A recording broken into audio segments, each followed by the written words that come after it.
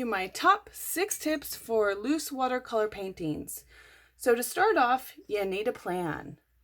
Now I'm going to do a little cactus about that big. It's going to be in a little pot. And I'm going to do a really shallow oval. And then I'm going to bring my sides down. I'm going to do another shallow oval down below the base of my pot. And I'm going to bring my sides down so that the corners all meet. I'm going to work quickly so that it feels more natural and more organic in my brush strokes. So I'm going to grab some sap green and some of my teal green. I'm just going to start at the top and fill in with one solid stroke. I have the tip of my brush on my paper. I'm going to come straight down, pressing down with the belly of my brush down all the way into where the pot would meet. And I'm going to get a little bit more water, do that again. And my next tip is that you want to maintain the white space between your strokes. So again with the tip, and then I'm going to press down. It's okay if my layers touch, but I do want to have some of that white space. It gives definition between the strokes. And in loose watercolor painting, that is very important. And now just on this side here, I'm just going to work my way out. I can make this one a little bit wider, bring it in closer, but again, maintaining that white space. Now I want, as the cactus turns, the layers are going to get more skinny. So I'm going to use the tip and then press down, but not super hard. I don't want to go all the way flat into the belly of my brush. Okay, pick up a bit more of that teal and go on this side. And it's okay if some of your layers touch. I actually like when they touch because that allows for a little bit of color blending.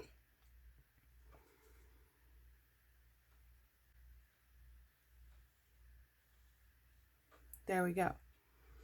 Now, while this side, this stroke, second to last, is still wet, I'm going to go ahead and add in some of this darker pigment just to allow that to blend and look like a shadow. And I'm going to do the same thing on this guy over here since he's kind of disappearing towards the background. Make sure those blend nice and smooth. If it's not still wet, you can wet it again before you add more color. And again, just to give it a little bit more depth, I'm going to add dark just to this left side. There we go. And to this outside of this stroke.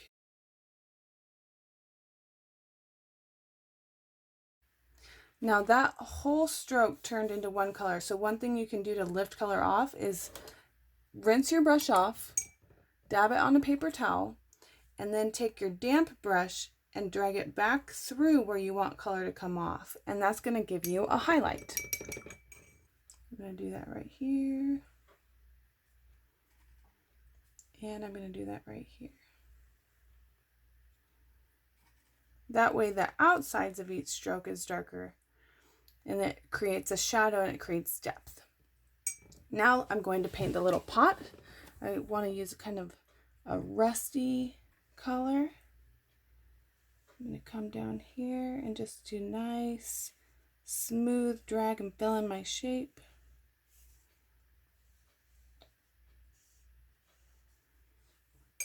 Now I'm going to pick up a little bit more water just to scoot around in here.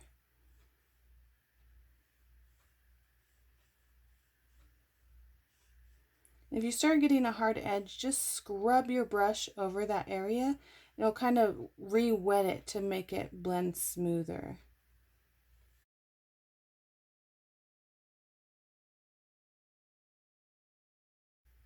There's the back of my pot. Going to come around, and I'm not going to touch it all the way on to the regular pot. It's going to leave a little separation. Okay, and by putting in the dark stroke first and then using clean water to wash that color down, it created a graduation, a gradient in the pot, which I really like. But we do need a shadow at the bottom, so I'm going to add a little bit back in here at the bottom and then along the edge. just create a little more depth. And again, I rinsed my brush, dabbed it on a paper towel, and I can kind of move this around so it doesn't come up too high on the pot. The last detail you want to add is called wet on dry. And how you're going to do that is make sure that your painting is completely dry before you start. And then you're going to add in the little spikes. And I'm just going to use a dark brown color mixed with a little bit of green, but mainly brown and a little bit of black mixed in there.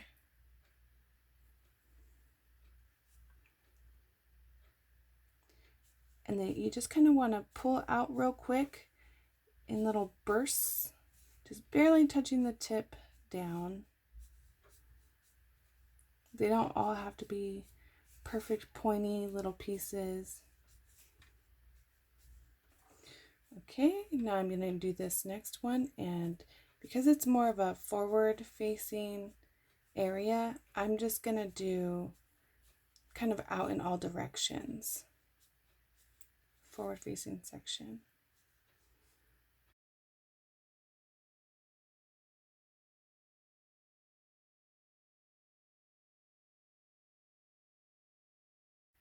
Make sure you do not have very much water on your brush right now, because if you do, you're going to get more of a wet spot than you will if you're just doing really concentrated paint. So what I'm actually doing is I'm taking a little bit of water on my brush and then smearing my brush around in the actual pigment rather than like creating a wash color. Again, as quick and as loose as you can. I'm going to add to that look. Getting a little bit heavy on my strokes there. That's what happens when I hurry. Okay, and these ones out to the outside, I really do want to be careful that my strokes are a little bit lighter. And really try to get light and quick with my stroke.